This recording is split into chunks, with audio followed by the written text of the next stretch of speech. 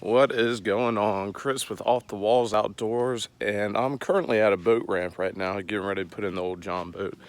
But I figured I'd give you guys a little walkthrough with my John boat to bass boat build I did a couple months back, give you some tips, some do's and don'ts that I learned, and just show you my rig. So get her off to the trailer, get her all set up, and I'll walk you guys through it.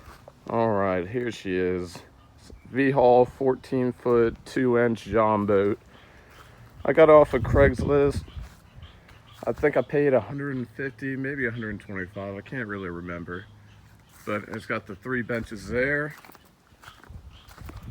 A little framing I did for the front deck. And I'll walk you through everything here in a minute. So the first thing I did when I bought the boat was make sure it floats.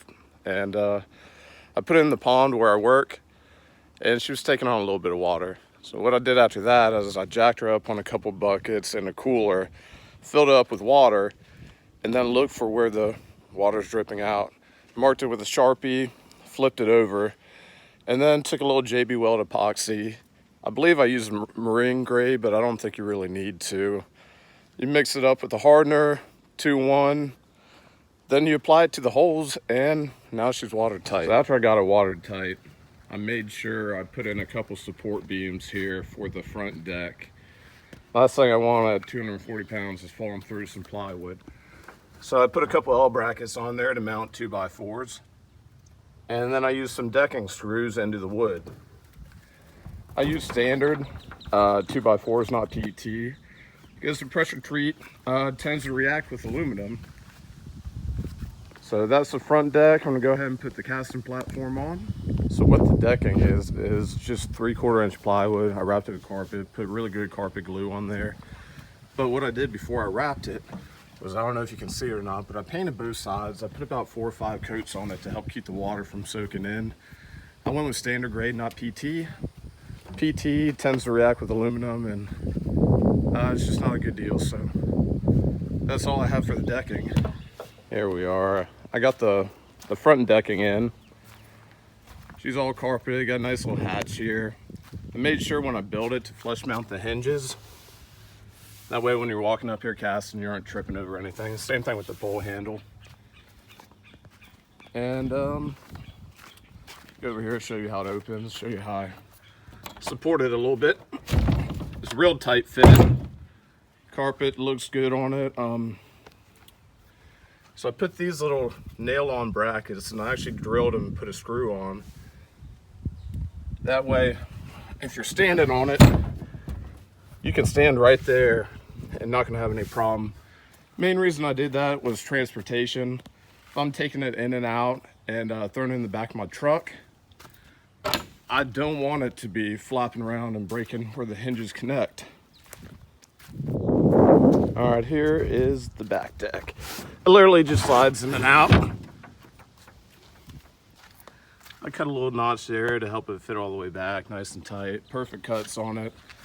This is how she looks when she's all put together. I'm not a big fan of this green I have on here. I think it's John Deere or Hunter Green. Probably gonna strip it all off and do the champagne color that's on the inside. I do want to thank the guys over at Tiny Boat Nation on YouTube. They have a bunch of tutorial videos, a lot of showing you how to carpet, different ways to do stuff, different ways to set up your hatches. They have so many videos that are really helpful. And go over there and watch them. The carpeting videos were the best for me. I wanted to make sure I didn't have any air bubbles. I wanted nice tight fits, good cuts on the backside. That way I don't have to do this ever again. The one mistake I did make though, I went the cheap route and I didn't go with stainless steel staples, which is hard for me to say. But I figured I'd get a little bit of life out of the cheap ones and then eventually come back and just re-staple it and pull the old ones out. But like I said, I did this boat build probably 2 months ago and the staples are already pretty rusty. So I'm gonna go ahead and pull them maybe this week or next week and just redo the whole backside of the carpeting. Owning a boat can be pretty expensive. Now she sits right here, probably $300, $400 into it. But one place I did not want to skip on was buying a good marine grade battery, especially until I get the outboard. I'm essentially only using a trolling motor, and why buy a cheap battery, leave you stranded on a lake? So I want to get this trolling motor hooked up, go through the rest of stuff I bring out with me on a daily basis, and I'll get right back to you. All right, the trolling motor is mounted, and like I said, I don't want to go cheap on a battery. Spend about $150 on the one I have there. But one aspect you can go a little cheap on if you're just getting going is anchor. Pretty much anything around 10-15 pounds, metal preferably, tie some rope on it, you have a redneck anchor. This is a casting, forget what it's called. It's a wheel caster, I believe, for a riding lawnmower. It weighs about 10 pounds. And it holds a pretty good anchor. I had it laying around, so it didn't cost me anything. Just tied some paracord to it. I think I got that at Ross for like $3. So, redneck anchor. Here are a couple more essential items for a little John boat. Paddle, I think it was $4 or $5 at Walmart. A net. I know we all like to boat flip, but when you get a bigger one on, it's not worth using it. Small bilge pump. I think I got that for $14, $15, another $3 for the tube. Not only is this essential for if you have a John boat, aluminum, and you're taking on water, you can pump it out, but also, you know, it's a small boat. You don't have much room for live well. So we put the cooler in the middle section. That acts as your live well. And to help fill it, the bilge pump, clip it on the battery, hang it over the water. It fills your little live well. Allows you to keep your fish alive during a little John boat tournament. And then lastly, a little mini bubbler to keep the fish alive in your live well. And I know we all have a lot of problems with the stone coming out of the water. It won't stay down in there, so I rigged up a little socket on it.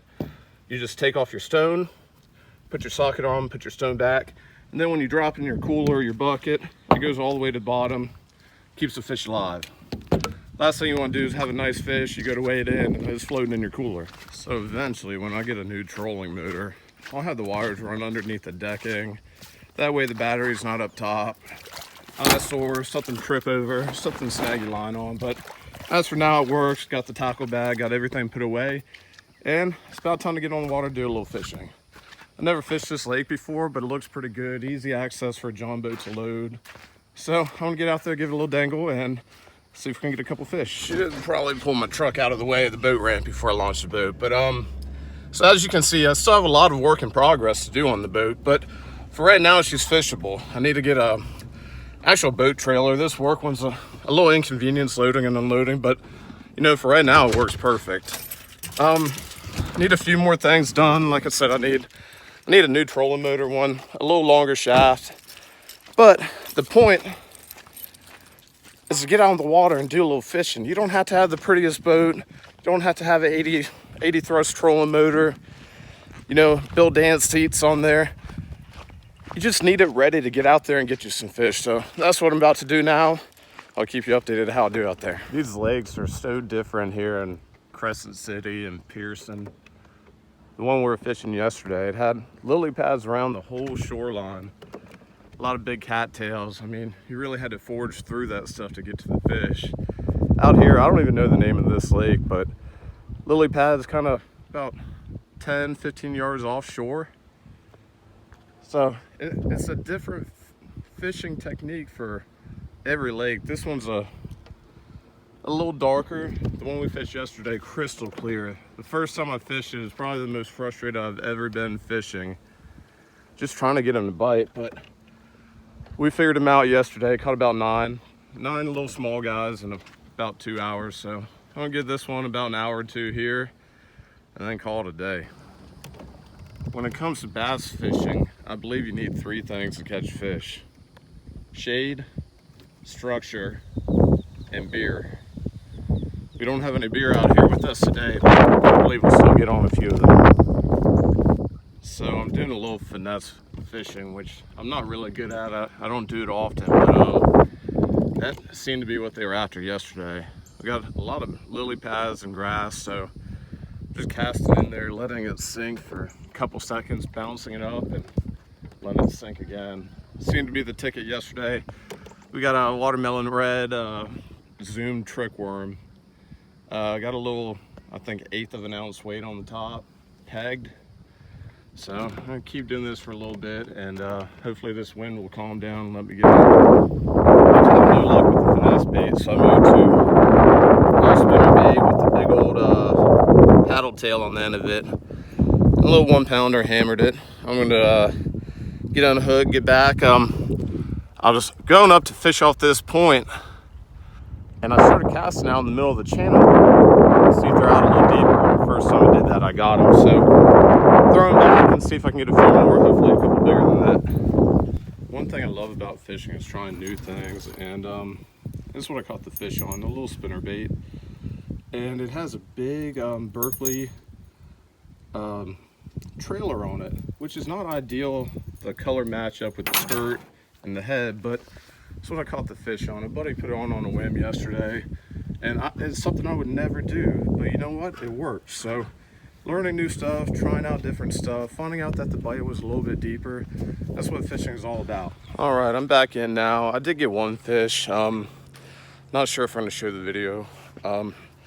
Got pretty windy, the audio is crap, but a lot of fun out there. You don't need much to get out and fish. It's nice to have a little John boat set up, throw in and out of the truck or on a trailer.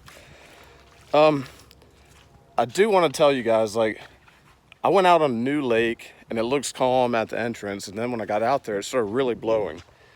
And I didn't have the battery fully charged, so it wasn't worth me risking it to try and run full speed, you know, through all the wake and stuff, and have my battery die on me. So I just came on in.